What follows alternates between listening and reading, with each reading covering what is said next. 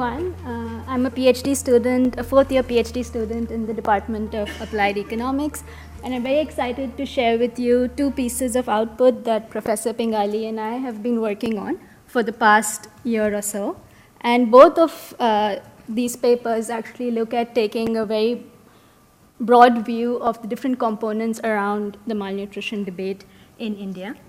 The first piece of output actually brings together several different strands of the literature and a lot of different papers that are part of this debate. And what we do is that we systematically review different economics databases, and then we organize the papers by categories or quadrants. So the first category of papers looks at issues around the affordability of food. So we look here at research that deals with the effects of increases in household income or state or national level increases in economic growth on household level nutrition outcomes for both children and adults.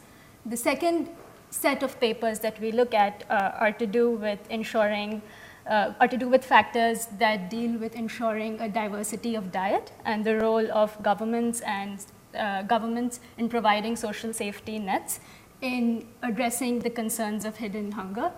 And the third quadrant of papers that we review are to do with intra-household issues. And finally, the last set of papers look at sanitation, hygiene, and water issues. So we look at all these papers, we organize them by categories. We also focus exclusively on anthropometric outcomes so that we can compare the different studies according to effect sizes, and we categorize them by whether they were low control studies, medium control studies, or studies that controlled extensively for confounders and are high control studies and can thus be taken more seriously. So I'm just going to summarize two bits of evidence that really jumped out at us and to some level contribute to the current debate. So the first is around the role of the Integrated Child Development Scheme, or the ICDS program in India. More often than not, this program has been dismissed as being extremely wasteful and ineffectual. And But when we looked at research that's more recent around this program, we actually found that that studies that actually did a very rigorous job of accounting for all sorts of confounders actually found a very high effect of this program when you look along the dimension of daily supplementation under the program, as opposed to just the presence or absence of an ICDS center in a village. So it's both that it matters how you study the program, and also the fact that the effectiveness of the program seems to have increased and improved over the years. So it shouldn't be dismissed that easily. The second set of findings that we found interesting were around the role of toilets in India.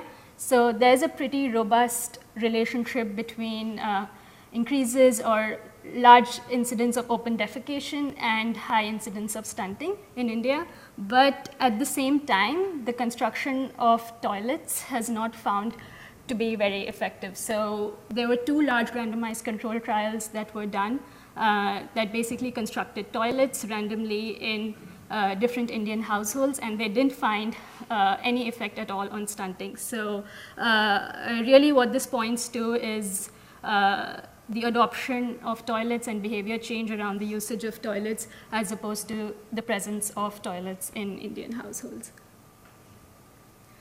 Another fact that really sort of startled us was the abject dearth of anthropometric data in India. All the studies that use anthropometric data have data that has come from over a decade ago, which was when the last round of the DHS was conducted in India. And this data doesn't, though it has great nationally representative anthropometric data, it doesn't really have any information on household incomes or on agricultural productivity, and nor can it be overlaid with other data sets that provide this information, because it doesn't contain any geographic indicators. So we tried to fill this gap by using ICRISAT's VDSA panel data set, which is a 5-year panel on households that has data on agriculture and income, and also recently started collecting data on anthropometrics. So we use this data from 5 states in India across 18 villages and try to look at the effect of agricultural productivity at the household level on women's nutritional status as measured by her body mass index. So what we find is that indeed household level agricultural productivity as measured by the gross value added per acre is a robust predictor of household, of women's body mass index at the household level. And we also highlight here the importance of panel data in arriving at this result. So the first 2 columns essentially treat the data as cross-sectional and just control for village level time invariant factors. And we find that once we add in other household socio-demographic controls and other household income sources, we don't really see a relationship between agricultural productivity and nutritional status. But once we look at BMI changes of women within the household as a function of household level changes in agricultural productivity, so in other words, when we treat the data as panel and control for major differences between households, we do see a very robust effect of agricultural productivity, which is robust to controlling for a host of different socio-demographics and different other sources of income as well as total household income. So it does suggest that income from agriculture does seem to be particularly effective in combating malnutrition in the Indian context, and particularly in the ICRISAT villages. We also tried to see the pathways by which this income might be operating, and we don't find evidence that it's operating through the pathway of production for own consumption. So most of what it seems to be doing is acting as an effective source of income for food purchases, and particularly pulse purchases. Finally, we also tried to compare the relative effectiveness of increasing agricultural productivity with other nutrition-enhancing pathways that have been suggested in the literature as being extremely effective.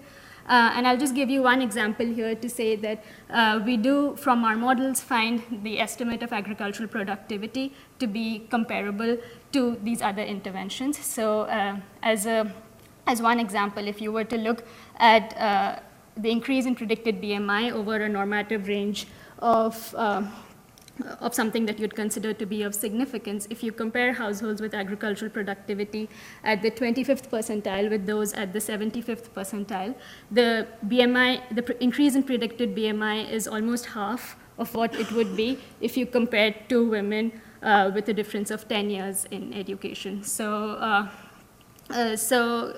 given that there's already quite a bit of agricultural research in place in India, it definitely seems to be something that can be as effective as the other pathways that are normally discussed. So, thank you.